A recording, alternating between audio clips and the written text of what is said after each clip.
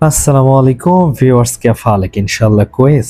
আমি ভুল ডিটেকটিভ 280 আজও হাতে নাতে ধরবো নাটকের এমন ভুল যা হয়তো তোমার চোখেই পড়েনি। আর সেই নাটকের নাম হচ্ছে সেলুন 2। নাটকের শুরু থেকেই আমরা দেখতে পাই মনি নামের একটা সেলুনের মালিকের সাথে উকিলের দেখা। সে তার সাথে কথা বলছে তাকে জামিনে বের করার জন্য, কিন্তু এখানে সে রেগে একজন কনস্টেবলকে স্যার বলে সম্বোধন করছে, যা বাস্তবে খুবই রেয়ার।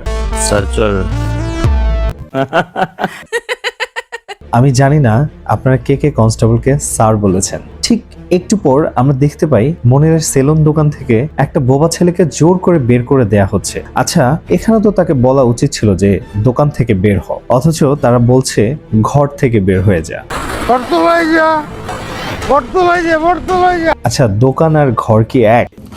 এটা একটা সুন্দর প্রশ্ন, আপনার আসলে খুব টেকনিক্যাল প্রশ্ন। আচ্ছা, এরপর মনিরকে উকিল জামিনে বের করে এনে বাজারে হুদেই আজগুবি একটা বক্তব্য দেয়। এর মধ্যে সেলুনওয়ালার প্রেমিকা মানে মনিরের প্রেমিকা আসে তার ববস গুলো বের করে। ওইগুলো নাড়াচাড়া দেখে মনির খুশিতে মুচকি হেসে দেয়।